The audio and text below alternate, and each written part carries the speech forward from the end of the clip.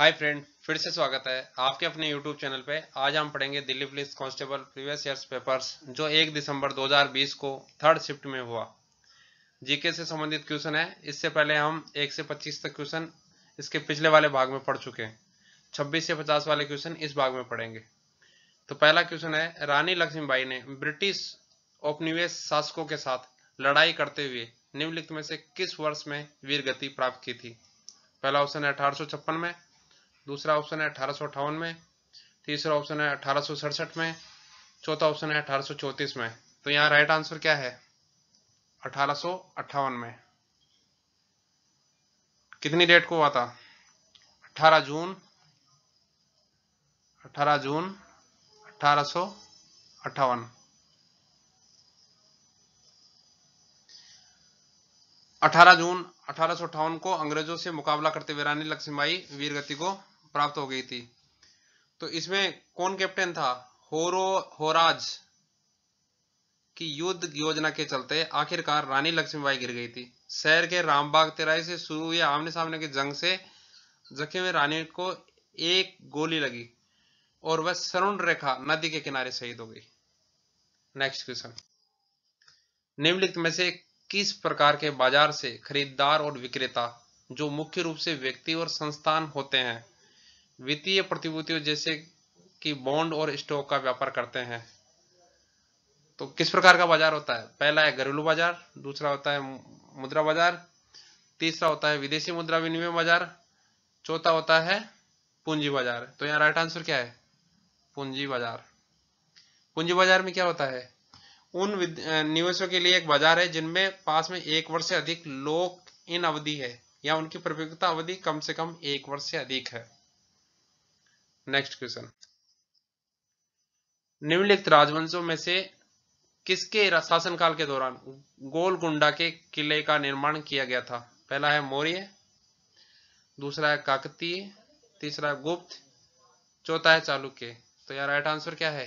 Kakatiya, second option. इस किले का निर्माण 13वीं शताब्दी के काकतीय राजवंश द्वारा किया गया। इसे भारत के सबसे उत्कृष्ट गढ़ों में से एक माना जाता है। गोलकुंडा किला उस समय की शानदार नवाबी संस्कृति का प्रतीक है। बहमनी राजवंश के कब्जे में आ गया था ये। बाद में ये गोलकुंडा बहमनी राजवंश के कब्जे में आ गया था।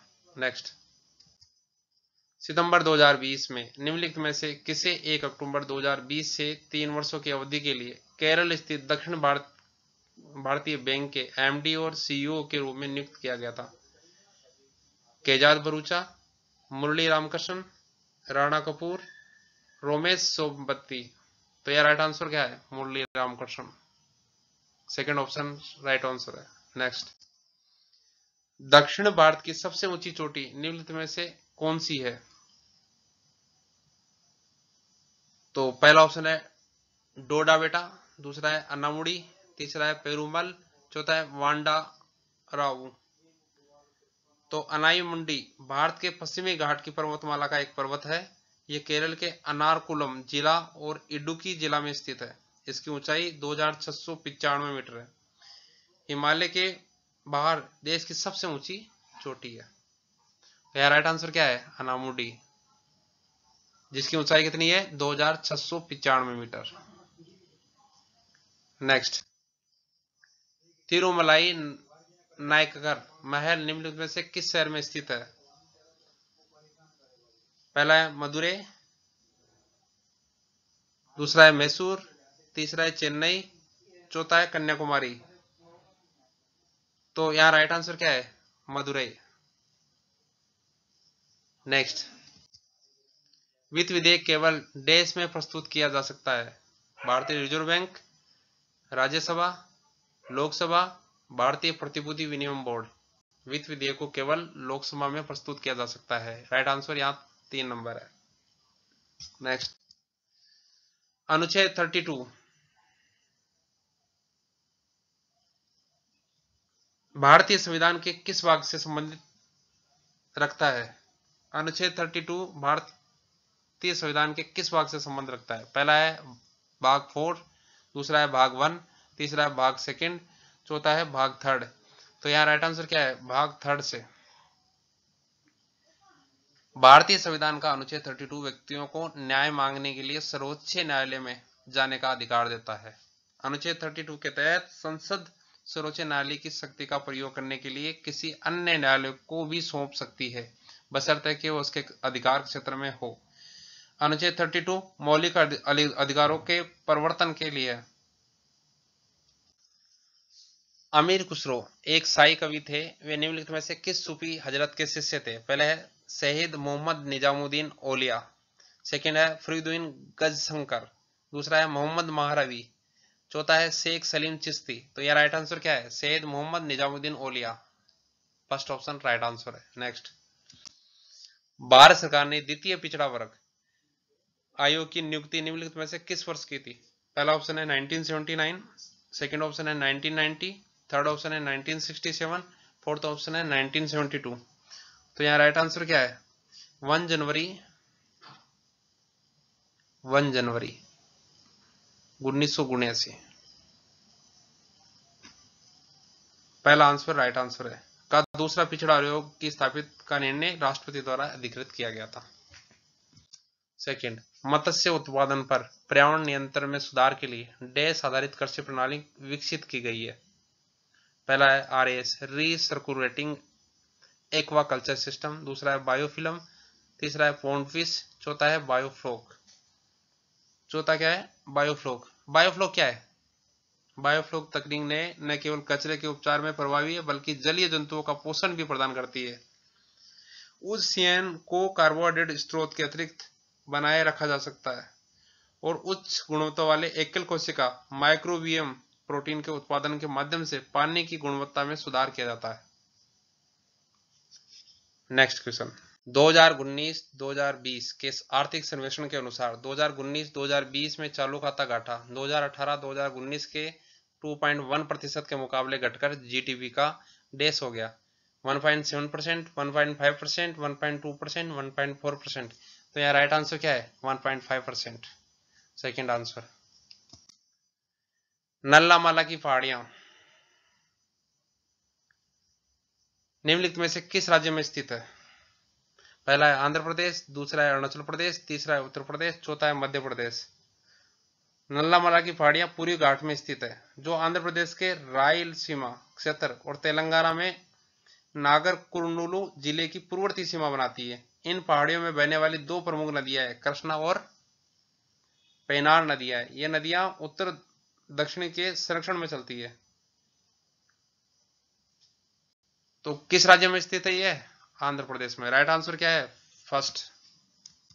नेक्स्ट, सेना दिवस और गणतंत्र दिवस परेड में सेना दल का नेतृत्व करने वाली प्रथम महिला सेनाधिकारी बनने का गौरव किसे हासिल हुआ और उन्होंने ये उपलब्धि 2020 में प्राप्त की? पहली है प्रिया झिंगन, दूसरा है अंजना भदौरिया, तीसरा है तानिया शेरगिल, चौथा है मिताली मधुमिता।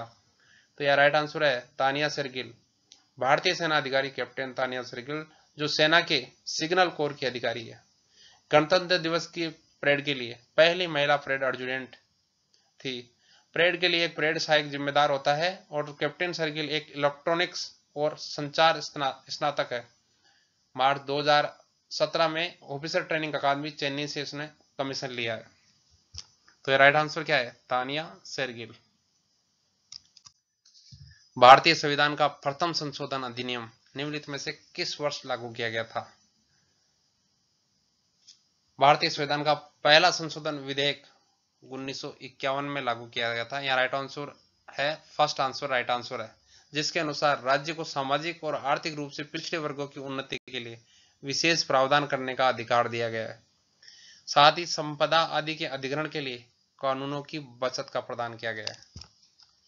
नेक्स्ट क्वेश्चन, निम्नलिखित में से कौन सा प्राधिकरण भारत में मौद्रिक नीतियों के निर्माण में संबंध रखता है? पहला है भारतीय प्रतिभूति और विनिमय बोर्ड, दूसरा है भारतीय रिजर्व बैंक, तीसरा है वित्त मंत्रालय, चौथा है कॉर्पोरेट मामले का मंत्रालय।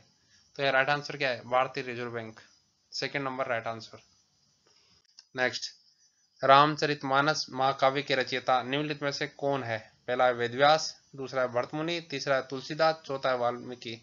तो यहाँ राइट आंसर क्या है? तुलसीदास। नेक्स्ट, मेघालय का लोकप्रिय फसल कटाई त्योहार निम्नलिखित में से कौन सा है? हम्पी, दूसरा है वंगाला, तीसरा है लोसर, चौथा है चापचर कुट। तो यहाँ राइट आंसर है वंगाला। इसके बारे में थोड़ी जानकारी। मेघालय का वंगाला महोत्सव भारत के मेघालय के गेरोज के बीच सबसे लोकप्रिय त्योहार है। ये प्रजनन के सूर्य देवता सालजोंग के सम्मान में आयोजित एक फसल उत्सव है। वांगला महोत्सव के जश्न के साथ परिश्रम की अवधि समाप्त हो जाती है और जो खेतों में अच्छा उत्पादन लाता है। नेक्स्ट, मालाबार के दक्षिणी तालुकों में मालाबार विद्रोह निम्नलिखित में से किस वर्ष में हुआ था? तो पहला ऑप्शन है 1939, दूसरा है 1921, तीसरा है 1918, चौथा है 1935। तो यहाँ राइट आंसर क्या है? 1921। सेकेंड नंबर यहाँ का राइट आंसर है। नेक्स्ट, गरबा निम्नलिखित में से किस राज्य की एक प्रसिद्ध लोक नृत्य है? तो यह नृत्य देवी दुर्गा के 9 रूपों को सम्मान प्रदान करने के लिए नवरात्रि महोत्सव के दौरान किया जाता है। इसका आंसर सभी को पता होगा। पहला है उत्तर प्रदेश, दूसरा है हरियाणा, तीसरा है गुजरात, चौथा है राजस्थान। तो यह राइट आंसर क्या है? थर्ड, गुजरात।